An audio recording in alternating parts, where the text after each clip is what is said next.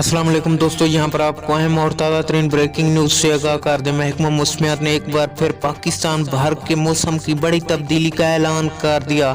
आज रात कौन से इलाकों में बर्फबारी होने वाली है और ये बर्फबारी कौन कौन से इलाकों में शदीद होगी, मुकम्मल तफसील से आगाह करूंगा इस छोटी सी वीडियो में। उससे पहले अगर आप चैनल पर फर्स्ट टाइम है तो इसे सब्सक्राइब करके बेल आइकन को बजा दें।